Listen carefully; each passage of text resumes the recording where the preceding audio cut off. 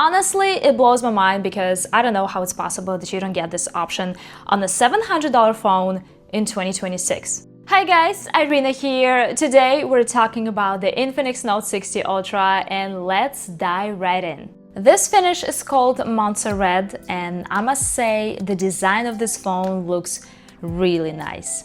By the way, the unboxing experience was one of the best with lots of accessories and we'll talk about them later in this video. This phone looks very similar to the Infinix Note 60 Pro in terms of dimensions and button placement, except for the camera module, but I would say yes, the Ultra feels more premium.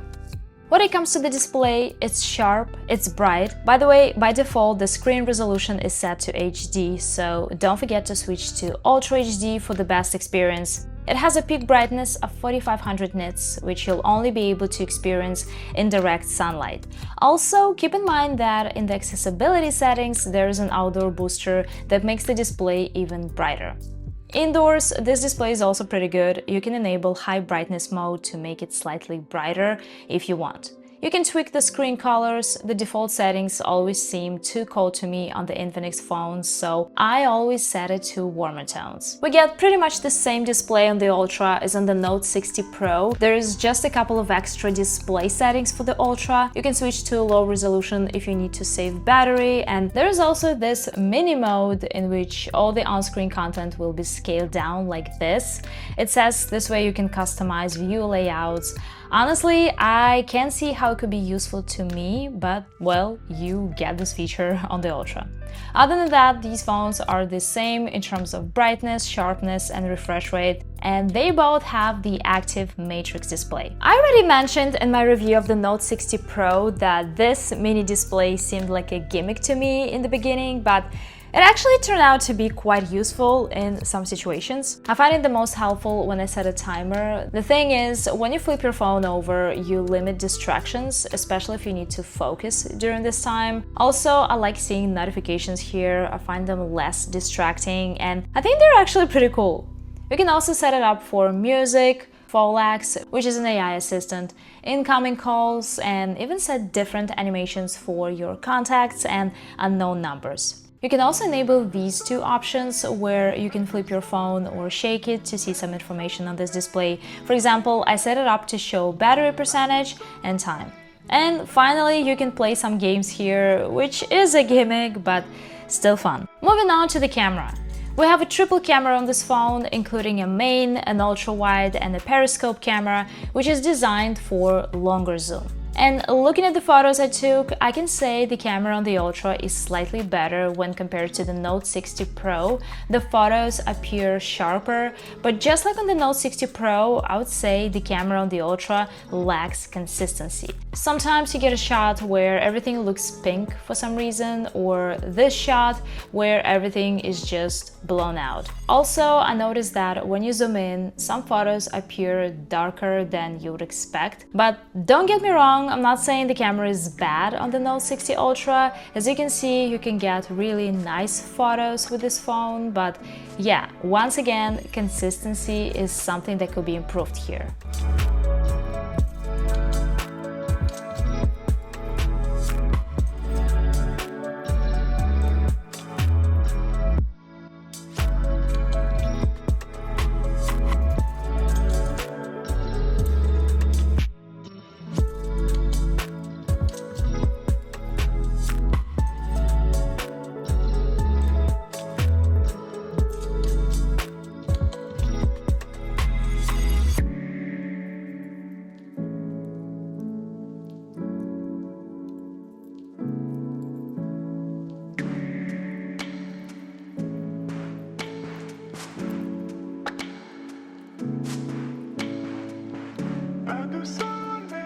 As I mentioned earlier, this phone has a periscope camera, which should provide good quality zoomed-in photos.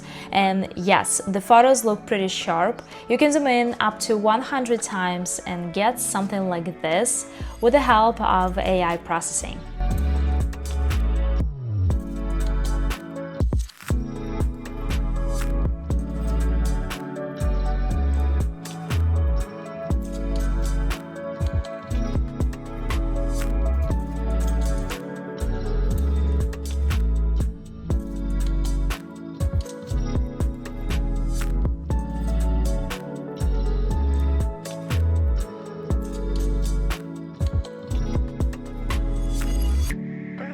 it comes to video, I got really nice indoor footage here. These are some videos from a car show in New York.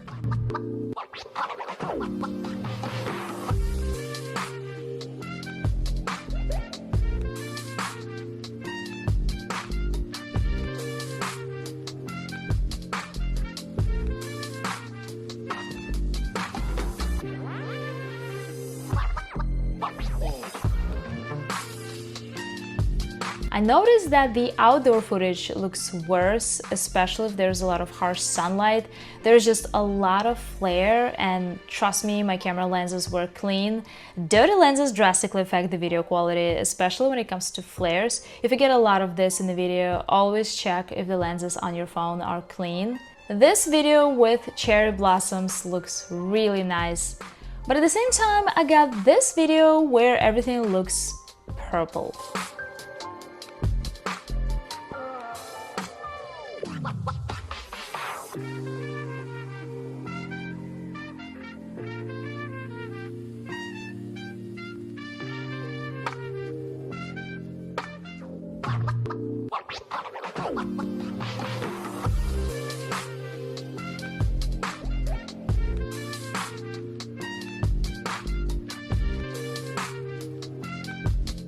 The thing I find super disappointing is that this phone doesn't support 4K on the ultra-wide camera. I always record my videos in 4K, sometimes switching between the main camera and the ultra-wide camera, and on this phone you can't do this. When I was testing the Infinix Note 60 Pro, I had the same thing. I couldn't record ultra-wide 4K videos, but I was sure that the more expensive Ultra would have it, but it doesn't. And honestly, it blows my mind because I don't know how it's possible that you don't get this option on a $700 phone in 2026. The video stabilization is significantly better on this phone than on the Note 60 Pro, but it could still be better.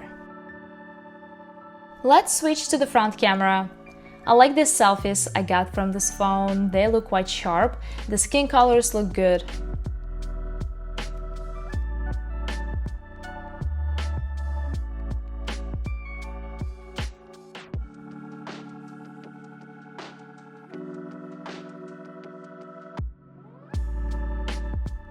By the way, this video steady mode is on by default, and it's really helpful if you're walking and recording, but if your phone is on a tripod, I recommend disabling this mode for a wider angle and sharper video. When it comes to the camera app, you get pretty much the same modes as on the Note 60 Pro, except for long exposure. I like that you get dual video mode here, and I like Sky Shop, where you can pick a sky and add it to your photos. Now let's talk about battery life. This phone has a 7000 mAh battery, and just like on the Note 60 Pro, I'm quite impressed with the battery life on the Ultra. This phone can easily last me 2 days with moderate use. The Note 60 Ultra supports wireless charging and reverse wireless charging, so you can charge your other devices with this phone. As I mentioned at the beginning of this video, I got some accessories with this phone, and I want to talk about this wireless charger. It's pretty cool. It looks like a sports car. It's a 30-watt charger. Of course, it's not the fastest wireless charger I've ever tried, but it's still pretty good. When it comes to the speakers, they're pretty much the same as on the Note 60 Pro, and they're average, not the loudest and not the best in terms of audio quality, but still decent for everyday use. And yes, it says they're tuned by JBL, but it's not like you're getting the JBL speaker hardware on this phone. Moving on to biometrics and the main security features, this phone has face unlock and a fingerprint sensor. Nothing fancy here. We get an optical fingerprint sensor, which works well, but will struggle with wet fingers. The face recognition is very basic, so it's not secure enough for logging into banking and health apps with your face, but you can always use your fingerprint for that. Speaking of other security features, it's nice to see Google's theft protection here. The Infinix phones run on their own XOS 16 skin based on Android 16, and it offers some nice customization features. I already mentioned in my Note 60 Pro review that I like this depth of field effect. It's pretty cool, and you can create your own wallpapers with this effect. I also like that you can resize every icon and every folder. And also, one of my favorite things is that you can select multiple icons at once. It's so helpful when you're reorganizing your home screen. I wish more phones had this option. Oh, and I forgot to mention, taking screenshots with 3 fingers feels good. Just like the Infinix Note 60 Pro, this phone has a one-tap button similar to the iPhone's Action button, where you can assign an action. You can set it up for pretty much any app. For example, you can open Instagram with this button or even start making a story with it. And on the other side of the phone, there is a health monitor that measures some health metrics like heart rate, blood oxygen, HRV, and stress.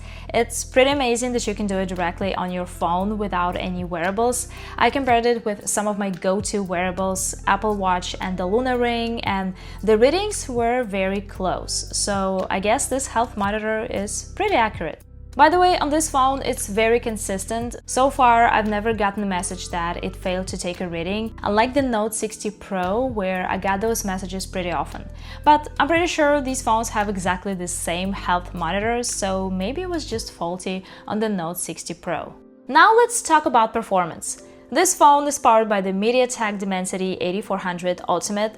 This device has 12 GB of RAM and 256 GB of storage. The gaming experience is much better on this phone than on the Infinix Note 60 Pro, especially in terms of graphics. The Ultra is just more capable, while on the Note 60 Pro, some settings were not recommended in the first place. Here you can set everything to max and enjoy your game.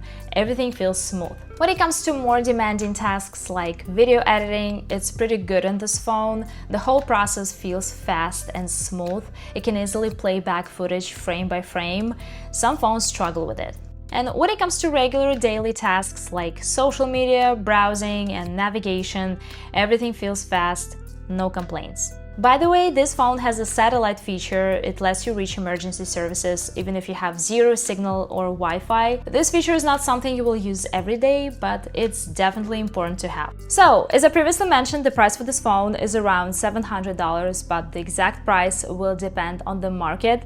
This phone definitely has its own strong advantages. The battery life is amazing, the performance is solid. I like the display. There are also some features that I love and they definitely add value to this phone, like the health monitor, one-tap button, and the matrix display. But if I'm being honest, the camera performance doesn't feel good enough for a flagship phone.